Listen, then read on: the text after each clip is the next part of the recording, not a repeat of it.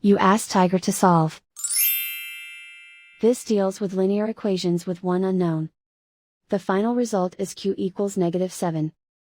Let's solve it step by step. Simplify the expression. Expand the parentheses. Group like terms. Multiply the coefficients. Simplify the arithmetic. Group all q terms on the left side of the equation. Add 5q to both sides. Group like terms. Simplify the arithmetic. Group like terms. Simplify the arithmetic. Group all constants on the right side of the equation. Add 52 to both sides.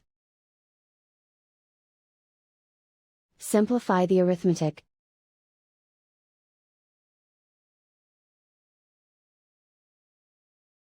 Isolate the q. Divide both sides by -8. Cancel out the negatives. Simplify the fraction. Move the negative sign from the denominator to the numerator. Find the greatest common factor of the numerator and denominator. Factor out and cancel the greatest common factor. And so the final result is q equals -7.